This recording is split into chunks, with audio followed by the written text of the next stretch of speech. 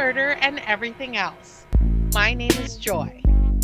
And my name is Cheryl, and Joy and I are two very old friends who are going to talk about murder and everything else.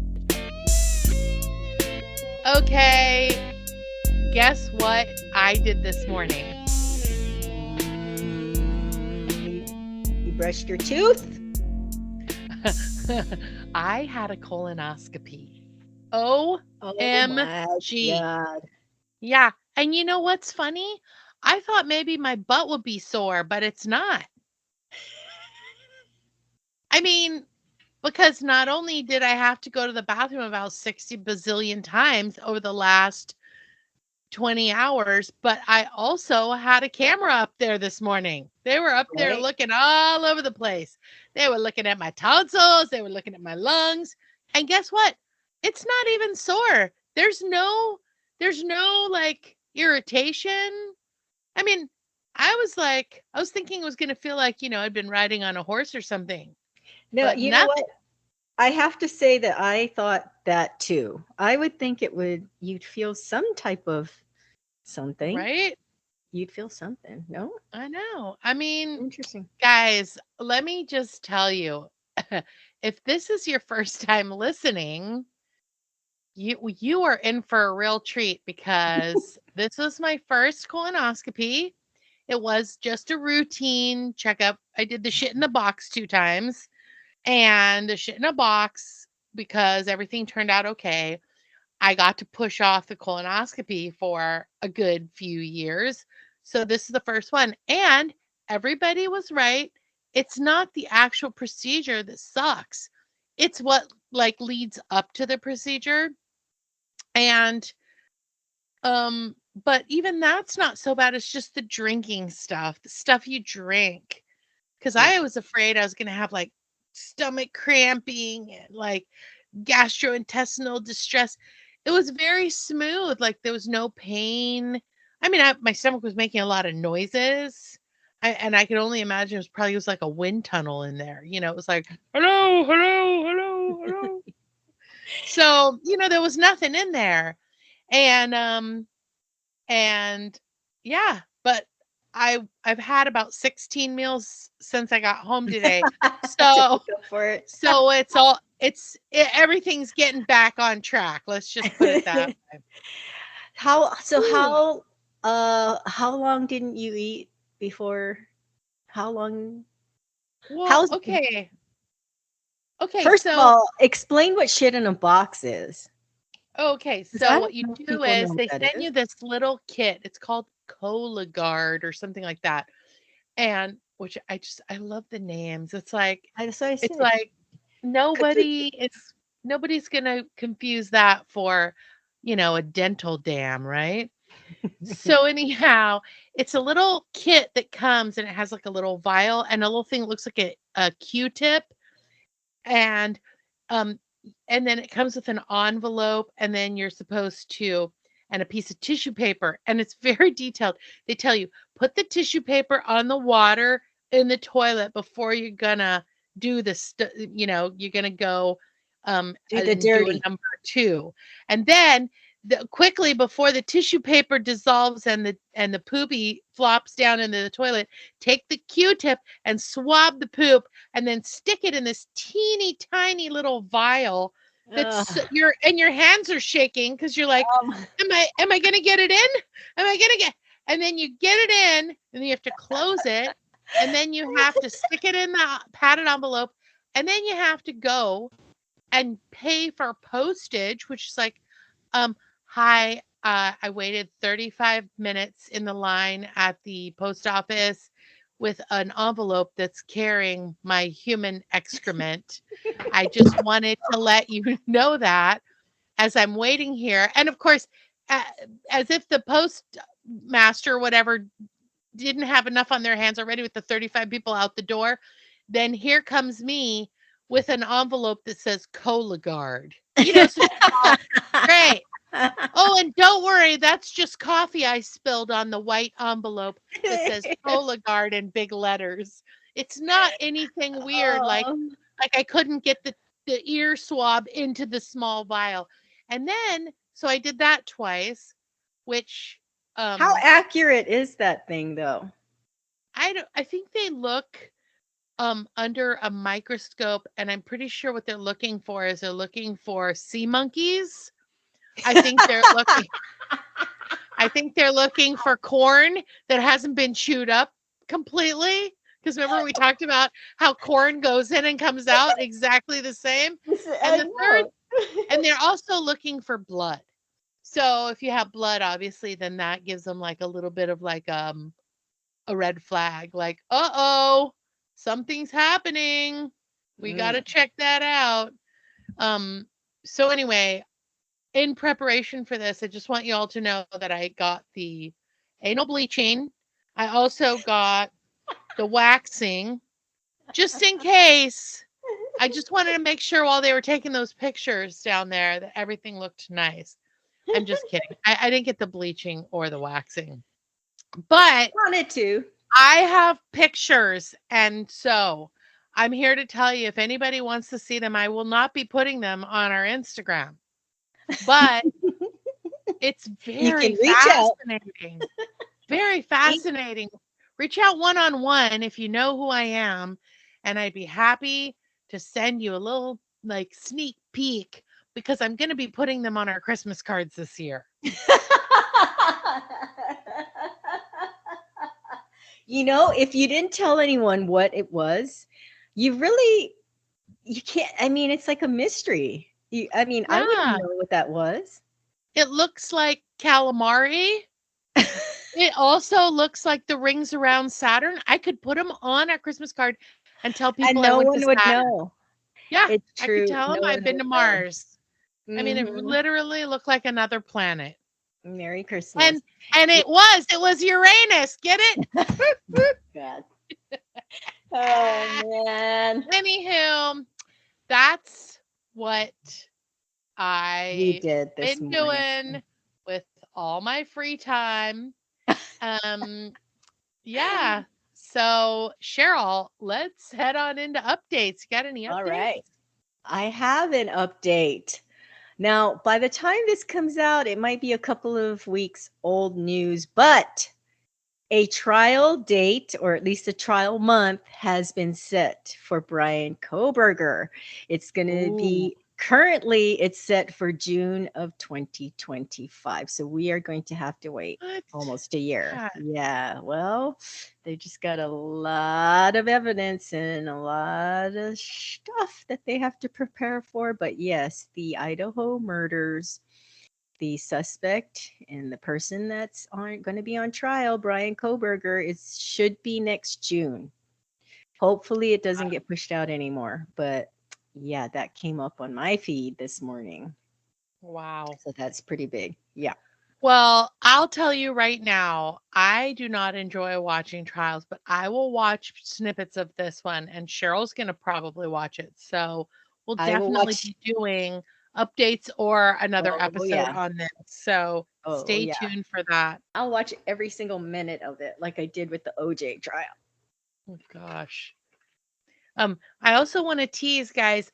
I talked a little bit about it last week, but the Olympics are coming, and I'm so excited, and Cheryl's so excited, and we are going to have somebody who has been to like the Olympic preliminaries on our program. So just teasing that a little bit. How exciting is that? That is So if so you exciting. guys ever had any questions or interest in the Olympics, what it takes to get there, what goes into it, what kind of people strive to be the top in their field.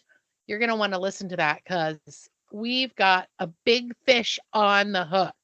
Rolling into my updates, I want you to know that Google Podcasts is going away as of July 31st. But in the meantime, what they've done is they've given all of the people who have podcasts on there the option of rolling over to YouTube because YouTube's owned by Google. And so I did that. So now all of our podcasts are available on YouTube Music. Oh, So Nice. if you do not have Spotify, audible.com, Apple Podcasts, Amazon Music, or iHeartRadio, you can head over to YouTube Music and listen to us there. We are taking over the world. All right, heading into shout outs. Cheryl, I just have to issue a shout out to all the people out there who Sherpa'd me through the colonoscopy prep. You know who you are. You all gave me great advice, and um I really I wish that you could have seen the way I gunned this drink down. Like, I mean, you have to drink like 8 to 10 glasses in like Ugh. an hour, and or hour and a half or something like that. And I got to tell you, I put it on ice cuz who doesn't like a little cool seawater? And I had a little lemon flavoring I sprinkled in there cuz when you're drinking water directly from the ocean, it should definitely have a little lemon in it. And I just would like, I would start counting in my head. It was reminiscent. I was telling Cheryl this, when you are raised by a parent who literally does not know how to cook, and you have been like the test subject for a bunch of suspect dishes, it makes it a lot easier to drink something that tastes like ocean water with a little lemon hint to it. And it's on the rocks. So I literally would just hold my breath and gun the whole cup. I was taking like 10 ounces at a time. And yeah, somewhere around cup number 8, I decided to go take a bath.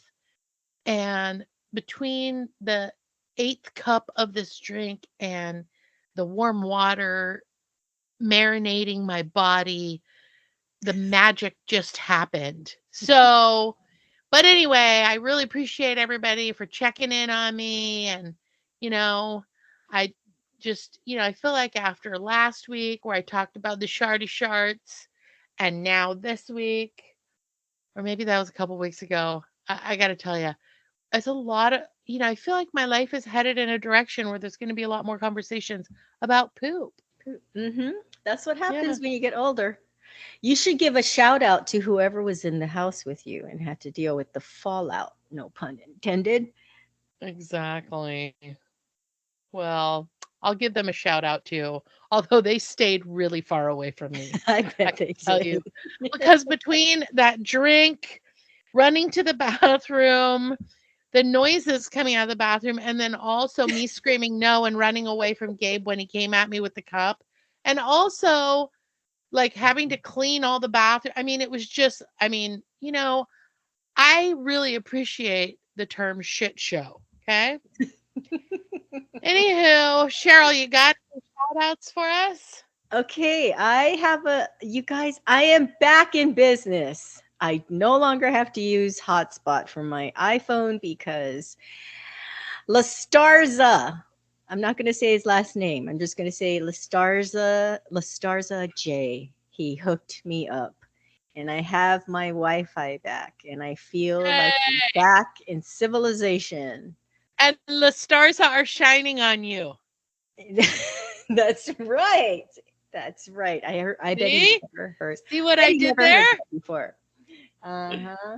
But yeah, I'm telling Uh-huh. you, I felt like I was like reading by candlelight. I mean, that's how I felt so out of touch not being connected, but I am back in business and hopefully my sound will be okay because I think my sound was a little bit screwed up the last couple of weeks. So hopefully we are back in business. So that's my shout out. La Starza. Yay for La Starza. I hope that all your internet installs go as well as your install today with my friend Cheryl. Yes, here, here. Um, hey, so we have a we have a lot of letters from our listeners this week, Cheryl. Yeah. Yeah. Oh, can't wait to So hear. I know. So listen to this. Genty posted on our baby reindeer episode. By the way, she reached out and said she's had a little trouble listening regularly because the kids are on summer vacation. And as you know, it's hard to listen to this, with the volume all the way up when your kids are under a certain age. So anyway, she posted on Spotify. She said she definitely knows what top it off means. She also said that Rodan and Fields is amazing, and she says she can attest to the effectiveness of every anti-aging regimen they have. So, guys, if you want an anti-aging regimen, you need to check out Rodan and Fields. She says she's used everything that they have except the teenage acne line, which makes sense because she's not a teenager and she doesn't have acne. So thanks, Jen T. Did we talk And about that? about what? Yeah, remember I gave a shout out a while back to Rodan and Fields Oh, and my friend Susan, who like helped us with Fiona's acne. oh, And right. so I said, hit me up if anybody wants Susan's info. If you have or know or love somebody who is struggling with acne, doesn't have to be teenage acne. I guess it could be all age acne. Um, because Susan came through for us. Uh-huh. Anywho, I also got messages from Francoise and from Carson.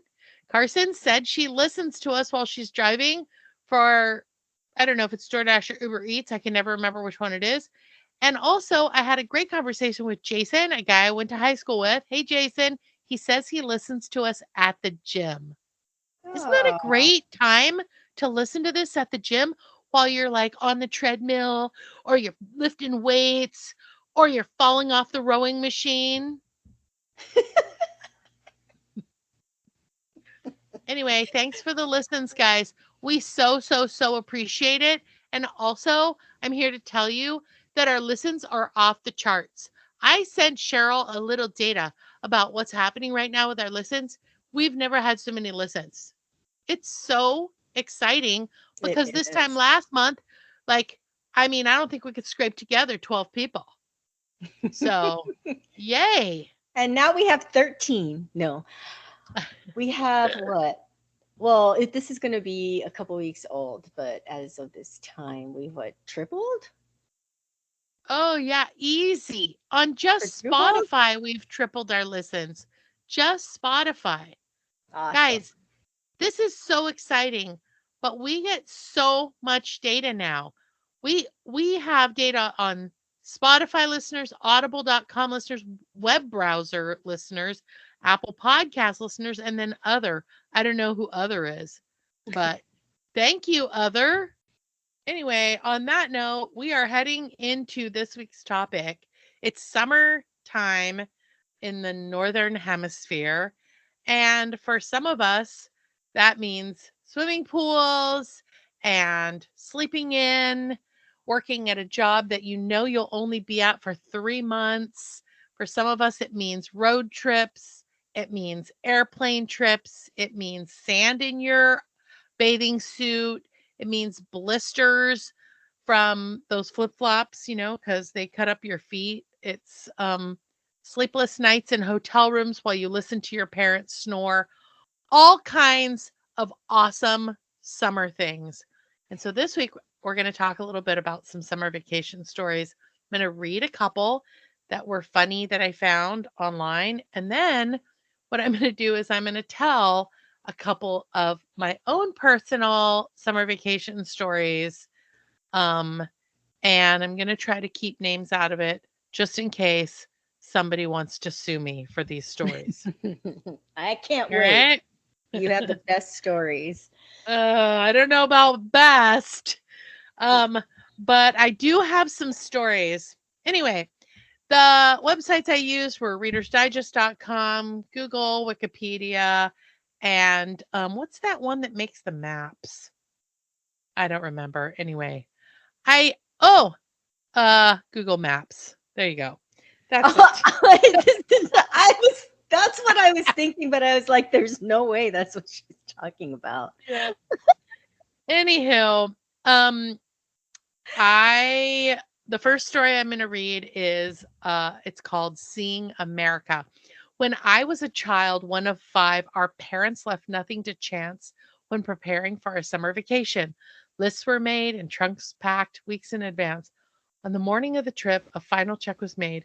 When everything was deemed ready, we piled into the station wagon and began the 6-hour drive.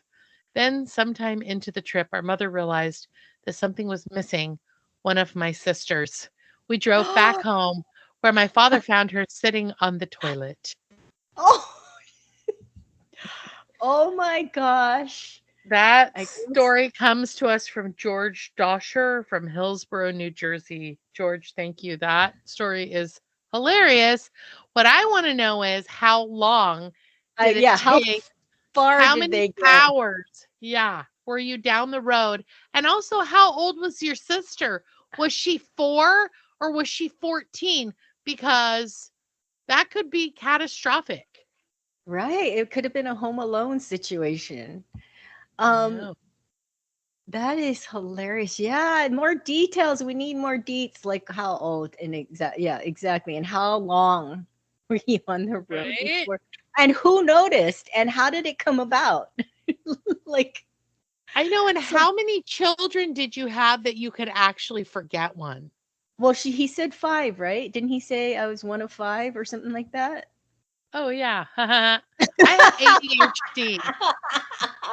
Well, I'm listening. At least somebody's paying Oh attention. my No, he God. was one of five. So Wow. that's, yeah, you need more detail. I need more detail, but that is funny. Right? Anyway, rolling on to the next story. This one's called Honeymoon with the In-Laws. After my husband and I were married, my in laws offered to pay for our honeymoon. Visions of Hawaii or Mexico came to mind. Not quite. They told us we were heading to Disney World. Not only that, but since they'd always wanted to go, they were coming along. Oh Turns out my my, Turns out my mother-in-law's two best friends also always wanted to go to Disney World, as did their three kids, not to mention my sister-in-law and her husband. What I can say is that not a lot of honeymooning went on.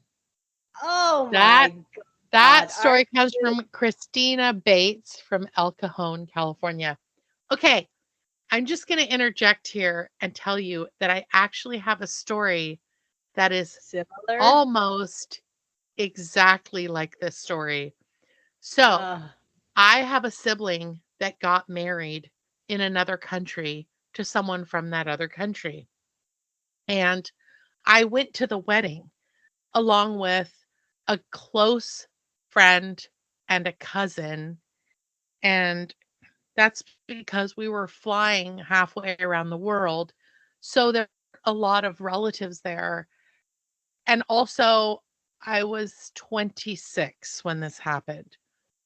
okay. And um, so when when I got there, and I was only going to be there for a short period of time, a little bit over a week, because it was spring break and I was a teacher and I didn't have any time off other than spring break. Mhm. So when I got there, my siblings said, "Oh, and we're going to go on the honeymoon to this island. It's like an island resort off of this country, and it also was an island where it turns out my grandmother was from.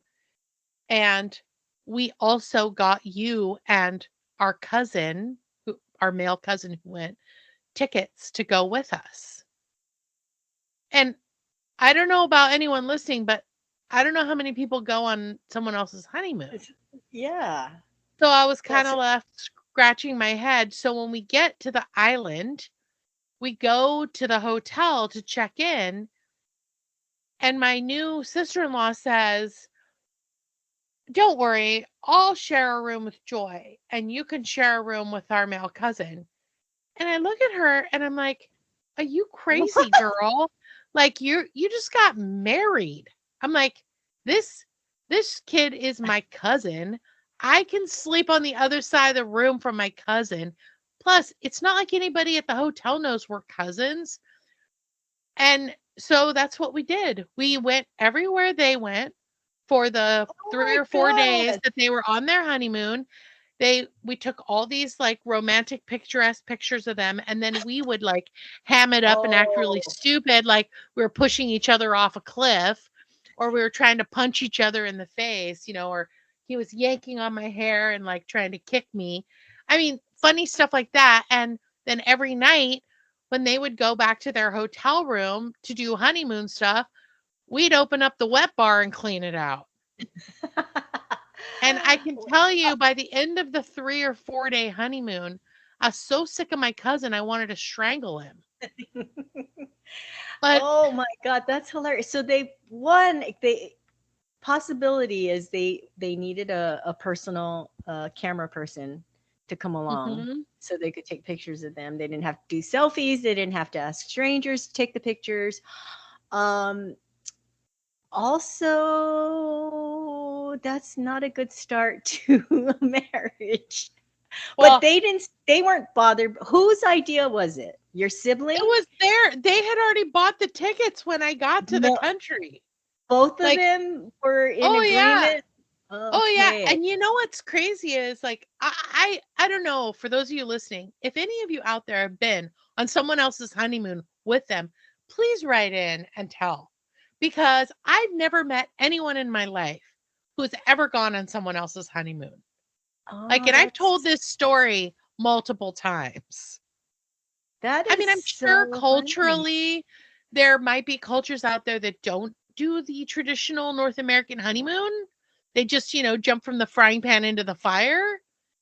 But for countries that do have a honeymoon per se, even if it's like a weekend or one night at a local Motel 6, I mean, usually people do something, right? Yeah, I'm gonna just interject a thought, and it's not it's so serious. I'm sorry. I'm getting so like um putting my therapist shirt on, but there are some people and couples, especially who don't like to be alone with each other. Haven't you heard of that or known each other? No, seriously, like they always have to be entertaining other people Hmm. or they have to go out as a couple with other couples. I like You to know what I do mean? that. I like to be going out. I mean, I like to spend time with my spouse, but I also really like to go out and do stuff. Yeah, but I mean, I know that you wouldn't invite anybody else on your honeymoon, but maybe it was something like that. I Like, don't no, I don't know. I don't know. I gotta tell you, I had the time of my life. It was fun. I cleaned that mini bar out every freaking night. wow. Did you ever ask your brother? It was your brother because you said sister-in-law. Did you ever ask your brother why? Yeah, but I have ADHD. I don't You really remember the answer. answer. Of course you don't. Wow. I know, Okay. right? All right, the next story is called What's Your Name? And it reads like this. After a long drive to Canada, Border Patrol agents asked my father the name of us 5 kids in the back. Dad was so tired that he drew a blank. The brief lapse resulted in Dad being hauled in for questioning. After convincing them that he had not kidnapped us, he was released 15 hours later. Oh, 15 hours later. oh my gosh. Can you imagine?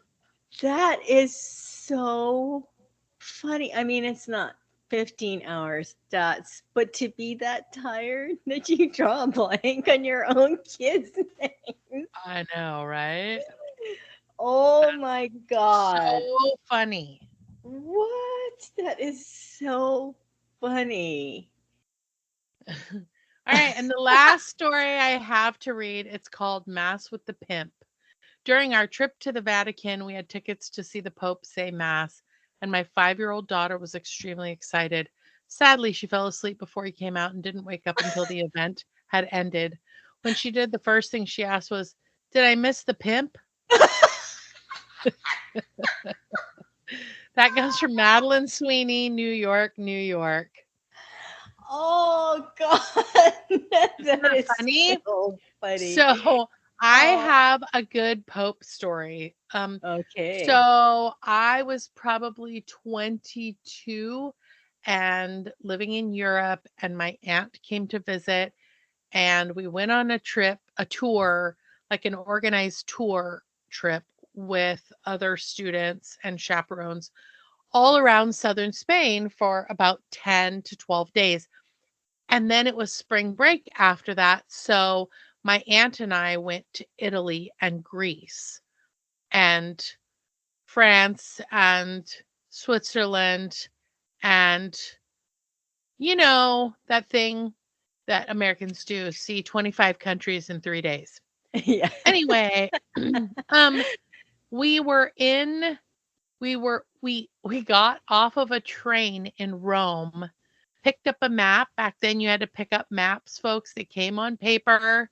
You opened them up, you looked at the map, you found where you were going, and then you followed the little road to get there.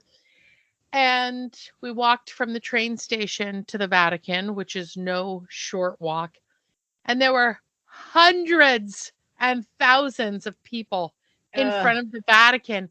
Like you could not get up there because it was like barricaded, but you could stand at the back and enjoy all the columns with all the saints. You know, St. Peter's Basilica is enormous, one of the most amazing things and to witness.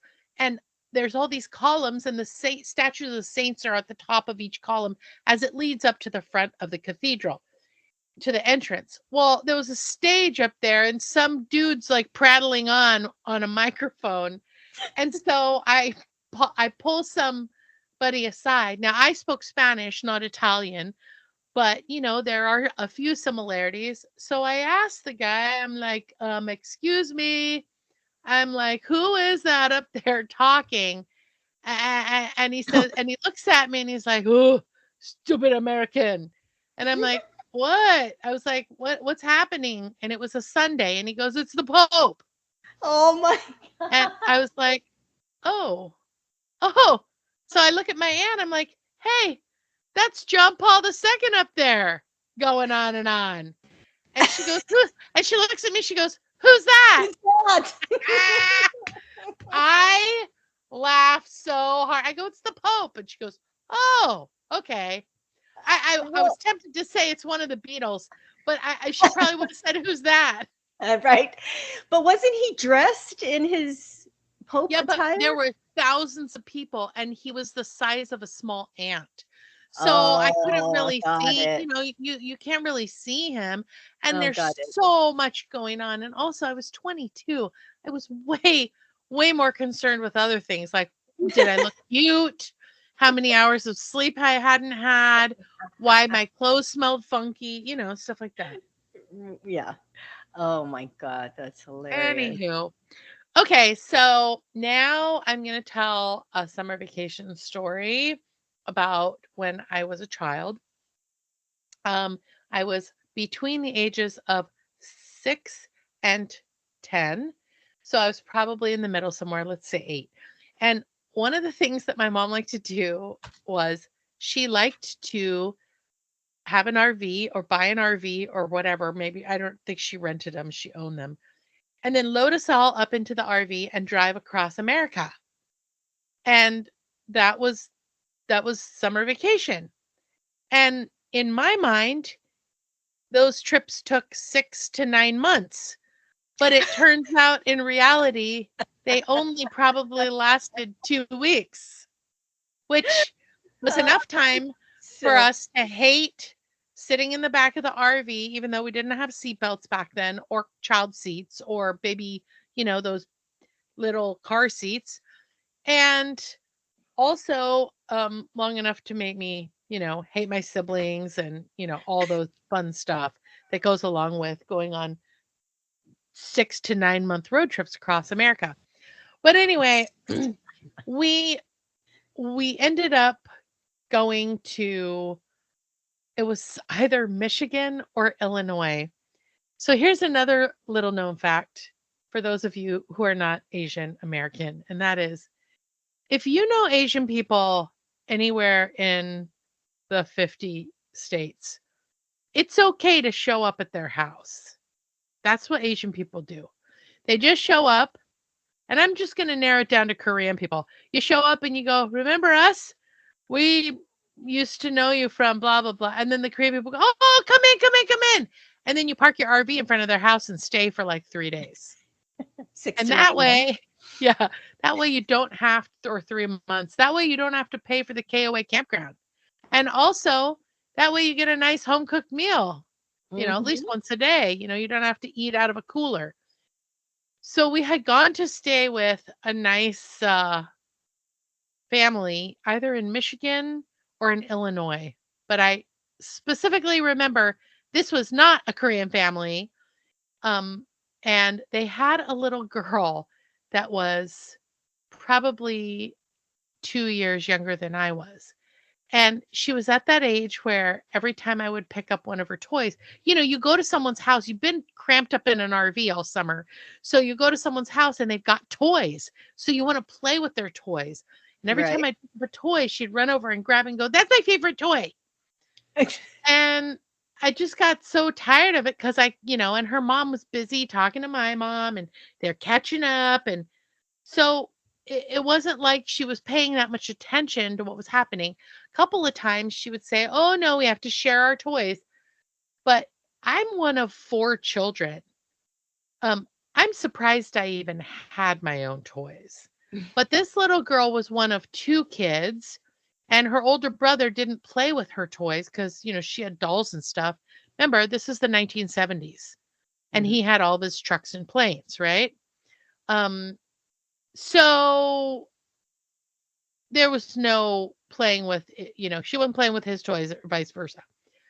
So she had this little blonde doll, and I wanted to play with it, and it had long blonde hair, and it was one of those little, it was like smaller than a Skipper doll. So it wasn't big, it was pretty small. Mhm. And she wouldn't let me play with it, and she kept saying, "That's my favorite dolly. That's my favorite dolly. That's my favorite." So when she wasn't holding it, I picked it up, and Okay. she came over and grabbed it from me, and I waited until she laid it down again, and I picked it up and I ran out to the RV, and we each had a cubby in the RV, and I with our clothes in it, and they were deep cubbies because you had all your summer gear in there. And I pulled all my summer things out, shoved it in the back of the cubby, and shoved all my clothes in front, and I closed the cubby.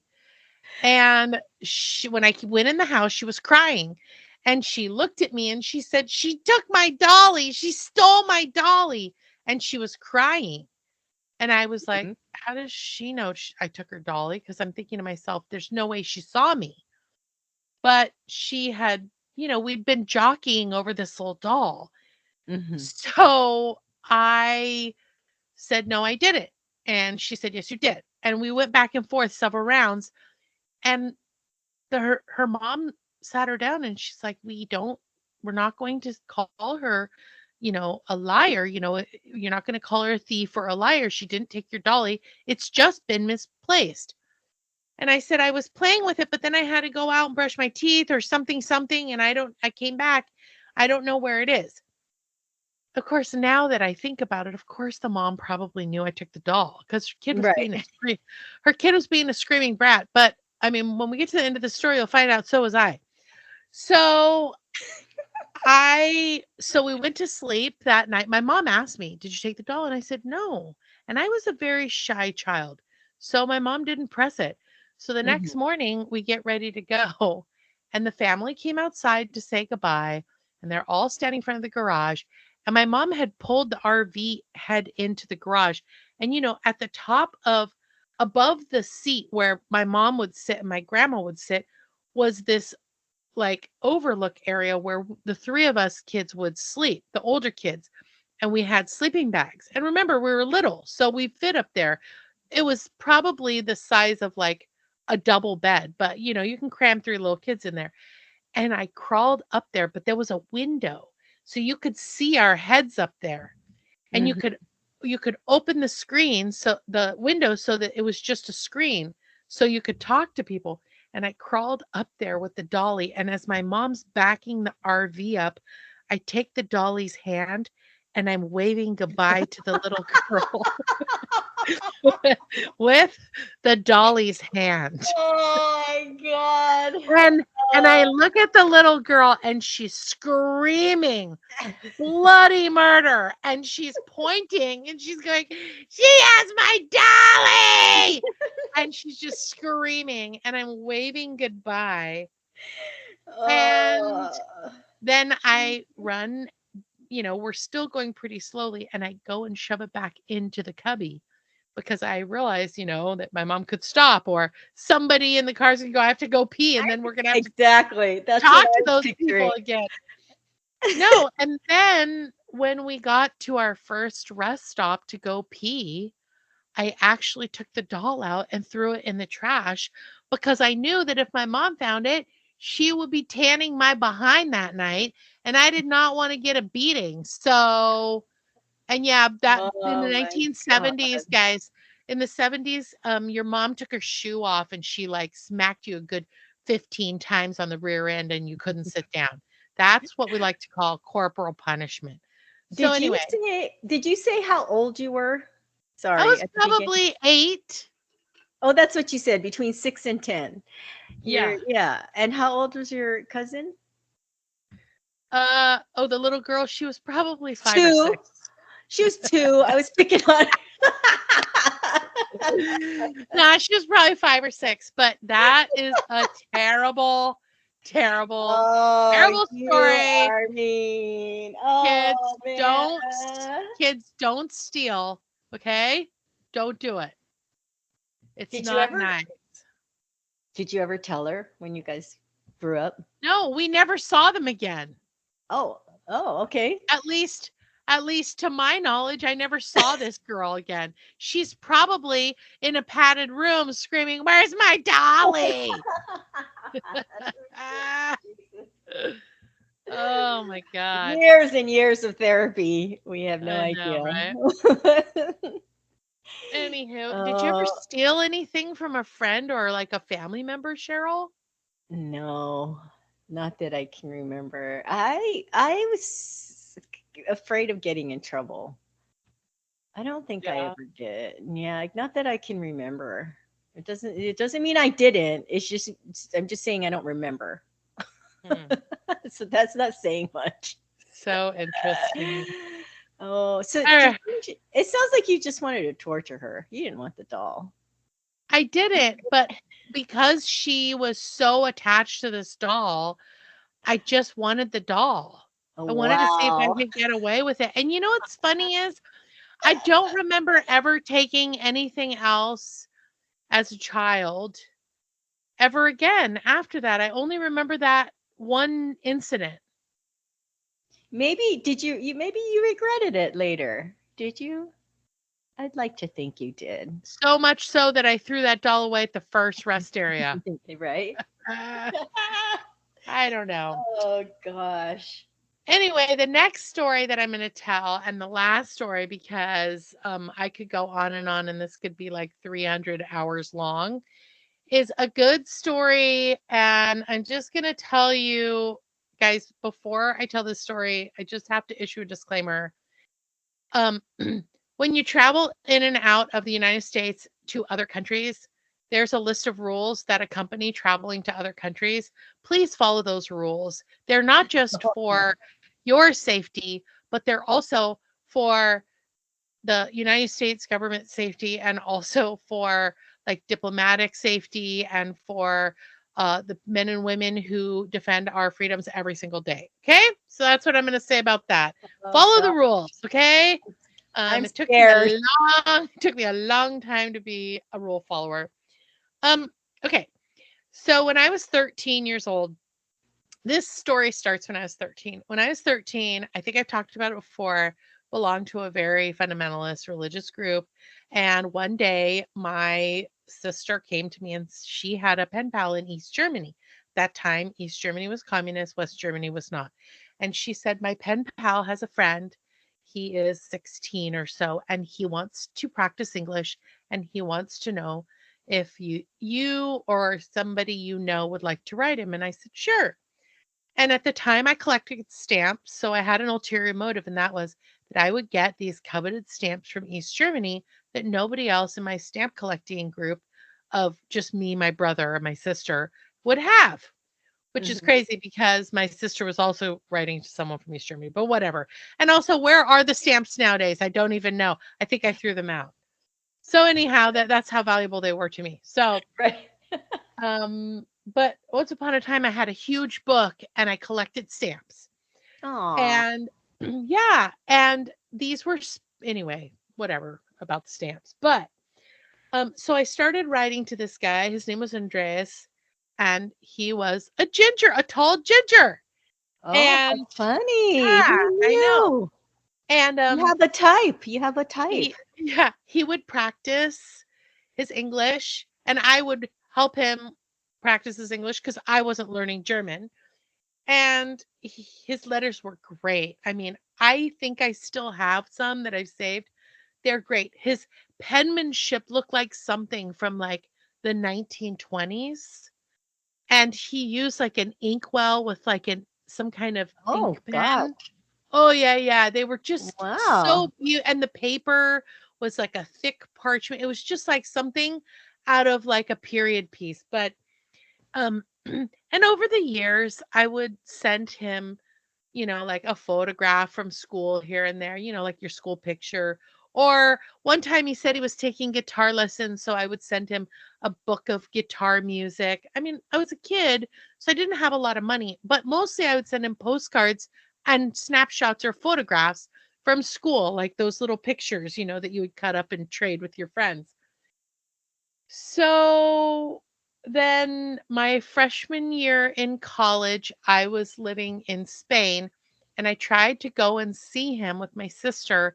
But at that time, in order to enter East Berlin, so what you did was you took a bus from West Berlin to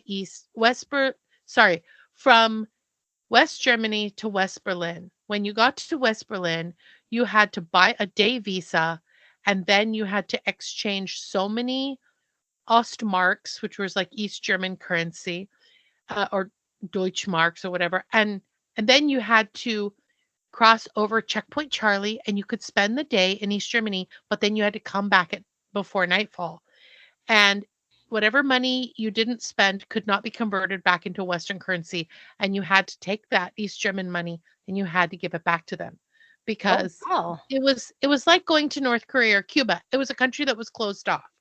Mm-hmm. So this story is from 1989. Um so the Berlin Wall came down on November 8th of 1989. But I went back to Europe and I I had tried to telegram him that we were going to be trying to come across to East Germany. We did go to, I mean, to East Berlin. We did go and spend time, but he had been in school and he was not able to get away. And, telegrams were very ineffective at the time. You sent them and then you had to wait around and hope to God that that person would like telegram you back. It's not like email or texting. So I went back. And for those of you who know anything about European history, when the wall was getting close to coming down and the country was going to be opened up, you could get a work visa to work in West Germany and you could drive across during the day and drive back in the evening. And there was like a little like border crossing that you would go through. And they were starting to open things up. East Germany was they were trying to figure all the logistics out to unifying Germany because it was really difficult. One half of Germany was like a developing country or like North Korea. The other half was a booming economy, and so to meld those two Germanys was no easy feat. They still had bread lines in East Germany. They still had rationing. They still had, they didn't have technology. They still had, one car called a Trabant that everybody drove. Looked like little boxes. Mm. And so I I had a friend named Alicia, and I I have an alibi. And we made it to this little border town called Kassel, which has a beautiful castle, and that's why it's called Kassel. And I was able to send him a telegram that said, I'm in Kassel. It's right across the border. I knew he had a permit to drive across the border to work because he was doing some kind of construction work. I think I was 20 or something like that. And I was staying in the basement of a church. We had very little money. We were traveling around on a Ural pass, and my mom had always said to me, "If you get in a bind, contact the pastor of one of the churches of the organization that we were in, and they'll like extend you courtesy. And that's what we had done. And we were staying in the basement of this church. And there was a bathroom, and they had given us some sleeping bags, and we're sleeping on the floor. And so it was like 2 o'clock in the morning, and I hear tick, tick, tick. And I climb up to this window and look out, and he's standing Oh outside my in gosh. front of this little green box car. And he says, "Welcome." And I'm like, holy shit. It's my pen pal from when I was 13 from East Germany. Was he holding a So boombox over his head? yeah. So I go outside, and I mean, I have photographs because I had a camera. I have to rustle them up. Maybe I'll put some on our Instagram just for fun. And he says, "I have a car. I've borrowed my friend's car, and I have a pass. I have to drive back though because I have to work in the morning." And he says, "But we have to leave now." And I Mhm. said, "Well, this is my friend Alicia, and can she come with us?" And he says, "Yes, of course." And I said, "Okay." So I quickly left. I don't even know if I left a note for the pastor. Oh, I think I left a note for the pastor saying like, "My friend came to collect us. Thank you so much. We appreciate the hospitality." And then we closed the door behind us, and it locked, and we collected our belongings and left. And we got in the guy's car, and as we're driving closer to the border, because there's going to be like a checkpoint area, Right. she and I have American passports, but we don't have visas to go into East Germany. And he says, "Here," he says, "get in the back seat and lay Oh, down, and we'll put these oh blankets on top of you." no. Oh my God. Uh, Have you not seen Broke Down Palace? I think I'm getting deja vu. I'm pretty sure I said this to you before. Let that yes. be the Remember benchmark. when I told the shoplifting story and you were like, "No, Oh my no." But okay, so it took me many years to realize that How this wasn't dangerous like, that was. yeah, this wasn't a reality TV stunt. This was something very dangerous. Like, we didn't have permission. We should have never done this. I mean, they Oh probably would my, have hauled us into some police station and oh my interrogated God. us. They could have confiscated our passports. It could have become a much bigger deal. But Mm-hmm. he was living in a town called Leipzig at the time. And so we drove to this town where he was living. And I have to tell you, it was so, up until that point, I didn't realize just how like deplorable the situation was in that country for the people who lived there. And he took us around like he was our tour guide. Oh, but here's the best part. So we get to his apartment, and thank God Alicia was there. Thank God. Because if I had gone by myself, first of all, every postcard and photograph and and and snapshot and gift that I had ever sent him, he had tacked up on the wall. Oh my And God. and Alicia goes, looks at me and she goes, "It's like a shrine." Yeah, And I I was was. like, Uh, "Yeah." And it was on the kitchen wall right underneath, right above the dining room table. So like you'd sit down for like a cup of tea or something or coffee, and you're looking at pictures of Joy, like, oh, 13-year-old Joy, 14-year-old Joy, 14.5-year-old Joy, oh my 15-year-old Joy, 15 and a God. half. Oh yeah. And then the next morning, I Wait, were mean, you freaked out? not not really. I was more intrigued. I mean, this is someone I've been writing to since I was 13. And like I'm sitting across the table from him, and he has very stilted English. And remember, all the English he knows probably learned from me writing letters to me. I was clearly not a very good English teacher. But anyway, I had sent him a guitar book with all these guitar songs. And the next morning at like 10 a.m., he must have gotten tired of us sleeping. Remember, 20-year-olds can sleep a really long time, because he brought his guitar in, sat on the end of the bed, and was started serenading us.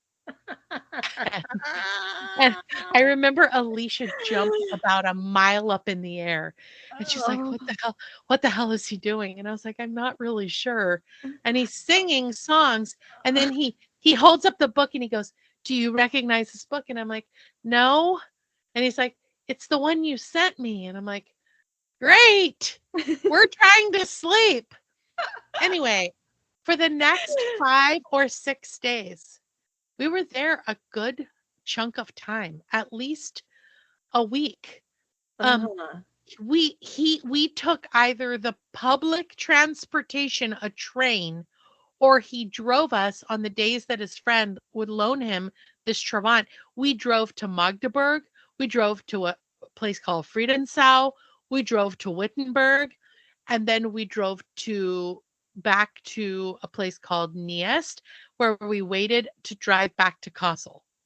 So we went in a huge circle, or basically around the state. I mean, the country.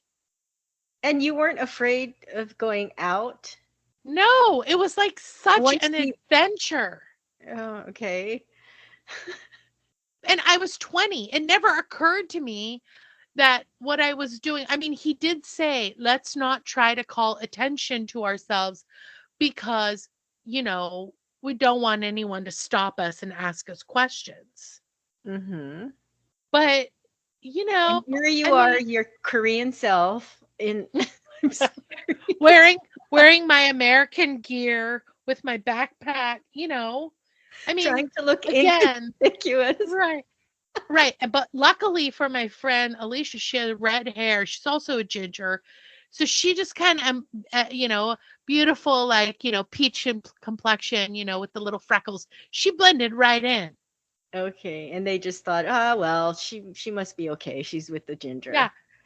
And that's how we got back out of East Germany, as we climbed in the back seat and lay down with the Oh blankets. my God. And When and you went through the checkpoint, were you shitting your pants or were you just excited? no, because but on the way there we weren't, because it was like 2 in the morning. I was tired. On the way back, I'm like, well, at this point we're leaving. So what are they going to do? Right. And Well, then I wouldn't a want to few find short out. months later, there was this big, you know, like the wall coming down and blah blah blah blah blah. So, you know, it's like, well, you know, it was coming down anyway, and But you didn't know.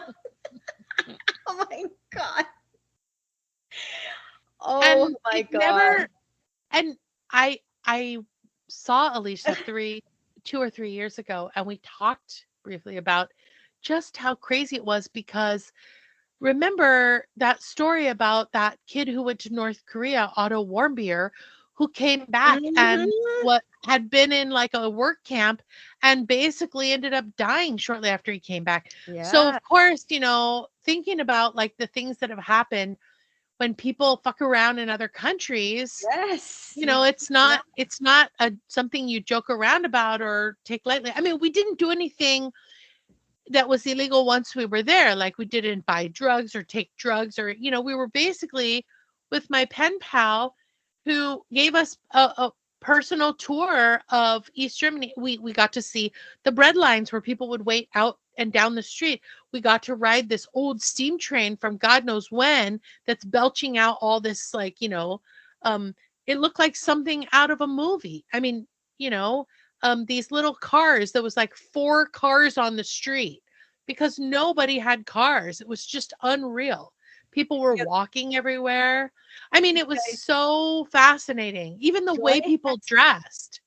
Joy has at least 9 lives, let's just say. First of all, your friend could have been a serial killer, uh, because that sounds really creepy. Did he have anyone else's pictures and trinkets and whatever else on the wall? No. No. That's Okay, why so Alicia said number it's one. like a shrine. You know what the saddest part of this story is that I lost touch with Andres. I wish I knew what he was doing now, Aw, because that's such a great story. it is a great. I bet you could find him. You find anyone nowadays.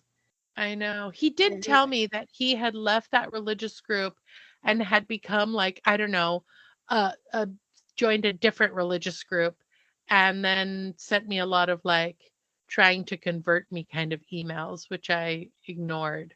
Oh, that's probably why you guys kind of drifted apart. Yeah. That'll do it.